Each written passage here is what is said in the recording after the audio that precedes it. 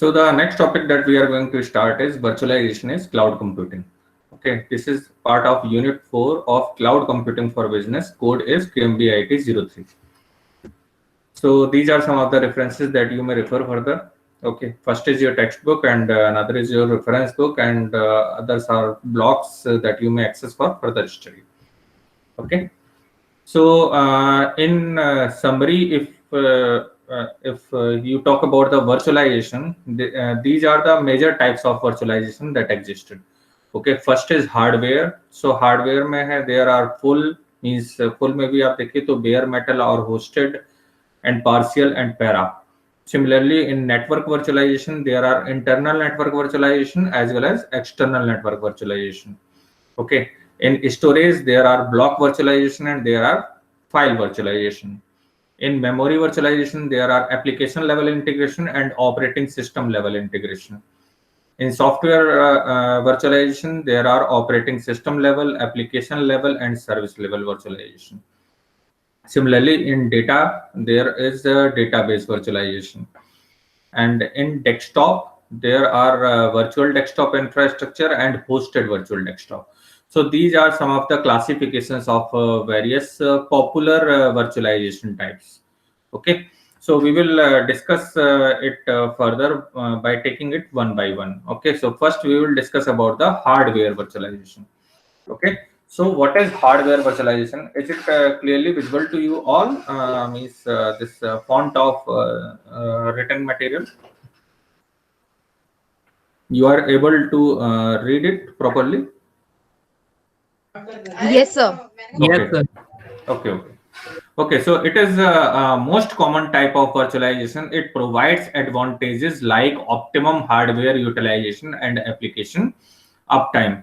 अच्छा, before proceeding towards this virtualization, जो मैं टाइप्स की बात कर रहा हूँ, उससे पहले मैं एक समरी के तौर पर बता दूं आपको कि पहले जब क्लाउड कंप्यूटिंग से पहले का इरा था तो क्या था कि इंट्रानेट बेस्ड ईआरपी सिस्टम या मॉड्यूल जो है डेवलप करवाता था ऑर्गेनाइजेशन. ठीक है, तो अभी भी जो वर्चुअलाइजेशन है तो ये ऑर्गेनाइजेशन की चॉइस है कि वो किस टाइप का वर्चुअलाइजेशन ऑप्ट करता है. मींस वो अपने हार्डवेयर को चाहता है कि वो वर्चुअल एनवायरनमेंट पर रहे, या नेटवर्क को चाहता है, या सिर्फ स्टोरेज चाहता है, या सिर्फ मेमोरी एलिमेंट्स चाहता है कि वो कहीं वर्चुअल वर्ल्ड में रहे और वो वहां से उसे एक्सेस कर सके, या सॉफ्टवेयर लेवल पर, डेटा लेवल पर, या डेस्कटॉप लेवल पर किस लेवल का वर्चुअलाइजेशन ऑर्गेनाइजेशन चाहता है, तो ये ऑर्गेनाइजेशन डिसाइड करता है.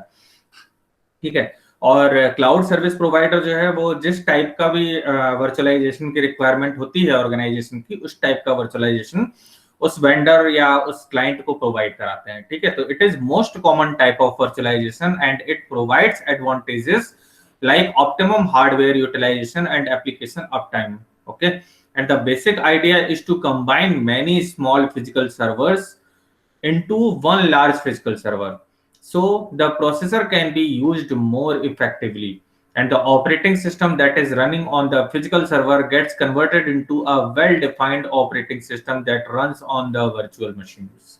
ठीक है, पहले के टाइम में आपको सभी को पता है कि जो मतलब हम सारा कुछ जो हार्डवेयर सेटअप था वो खुद डिप्लॉय करते थे और उसके बाद जो ऑपरेटिंग सिस्टम वगैरह रन करते थे. ठीक है, तो उसकी एक लिमिटेशन हुआ करती थी. ठीक है, तो कहीं ना कहीं उस लिमिटेशन को ओवरकम करने के लिए हमने हार्डवेयर वर्चुअलाइजेशन अडॉप्ट करना शुरू किया. मींस जो बहुत सारे छोटे छोटे स्मॉल सर्वर को रखने के बजाय हम एक लार्ज फिजिकल सर्वर मेंटेन करें और उसके थ्रू रूट करते हुए कह सकते हैं कि सारे यूनिट्स को उससे कनेक्ट कर दें.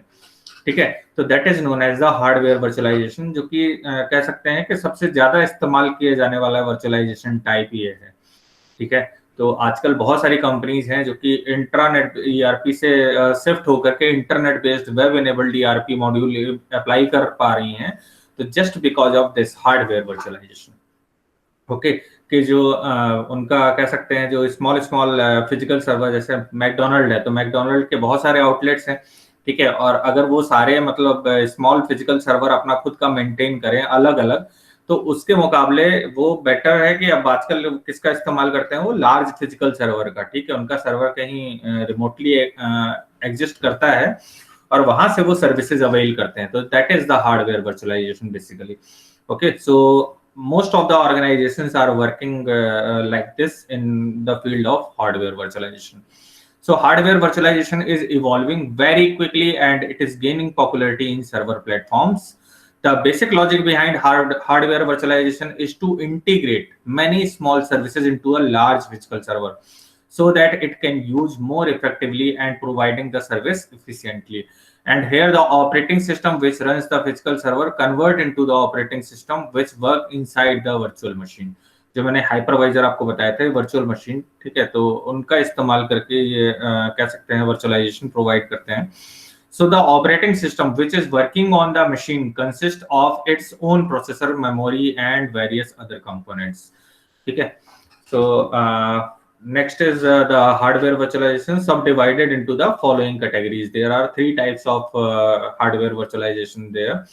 First is full virtualization, means in it the complete simulation of actual hardware takes place to allow software to run an unmodified guest operating system. ठीक है, तो फुल वर्चुअलाइजेशन क्या है कि सारी सर्विसेज हम वहीं, मतलब हमने पूरा सब कुछ, सारा सर्वर जो है वो रिमोटली हमने सेटअप किया है और वहां से हम रिमोटली एक्सेस कर रहे हैं. दूसरा है paravirtualization. In this type of virtualization, software unmodified runs in modified operating system as a separate system. ठीक है, तो जो सॉफ्टवेयर है वो मॉडिफाइड ऑपरेटिंग सिस्टम में, मतलब मेरी नीड के हिसाब से कह सकते हैं जो ऑपरेटिंग सिस्टम है उस पर मैं रन करता हूँ. ठीक है, तो जो हमारा ऑपरेटिंग सिस्टम है वो मेरी ऑर्गेनाइजेशन की नीड के हिसाब से मॉडिफाई किया गया है. ठीक है, और उस पे मैं जो एप्लीकेशन पार्ट है, जो सॉफ्टवेयर पार्ट है, मैं उस पे रन कर रहा हूँ. ठीक है, तो software is unmodified and that run is modified operating system as a separate system. ठीक है, and partial virtualization. In this type of hardware virtualization the software may need modification to run. अब इसमें क्या है कि पार्शियल वर्चुअलाइजेशन में जैसे आप देखते हैं कि कुछ कस्टमाइज सॉफ्टवेयर आपको प्रोवाइड किए जाते हैं. ठीक है, अब आप क्या करते हैं, जेनरिक सॉफ्टवेयर कुछ है उसको आपको मॉडिफाई करके आपको प्रोवाइड किया गया कि ठीक है आपकी ऑर्गेनाइजेशन की नीड के हिसाब से. जैसे ईआरपी जो सॉल्यूशन मूडल जो सर्विसेज है मूडल ईआरपी, तो मूडल जो सर्विसेज प्रोवाइड करता है तो ऑर्गेनाइजेशन की नीड के हिसाब से अपने आप को कह सकते हैं अपने सॉफ्टवेयर को अपडेट करके या उसमें चेंजेस करके मॉडिफाई करके वो आपको प्रोवाइड करता है ऑर्गेनाइजेशन को. And you can access from anywhere, है ना, कहीं से भी आप उसको एक्सेस कर सकते हैं. ठीक है, अब मूडल ने जो कह सकते हैं जो क्लाउड ले रखा होगा वो कहीं और होगा. ठीक है, और वो कह सकते हैं हार्डवेयर वर्चुअलाइजेशन का पार्ट है, लेकिन जो सॉफ्टवेयर आपको प्रोवाइड कर रहे हैं वो क्या कर रहे हैं, आफ्टर मॉडिफिकेशन. ठीक है, तो आपकी ऑर्गेनाइजेशन के हिसाब से, आपकी नीड के हिसाब से उसको मॉडिफाई करके और आपको प्रोवाइड किया गया है and you are using it. Okay, so examples are VMware ESXi is the hypervisor designed for hardware virtualization. तो ये एक hypervisor है जो कि हार्डवेयर वर्चुअलाइजेशन के लिए डिजाइन किया गया है. Microsoft Hyper 5 is hypervisor designed for hardware virtualization on x86 architecture. ठीक है, and XN is an open source hypervisor. Okay, so these are some of the example of hypervisors that are responsible for hardware virtualization or that are well known name in the field of hardware virtualization. Okay, so do you have any doubt or query regarding this? You may ask.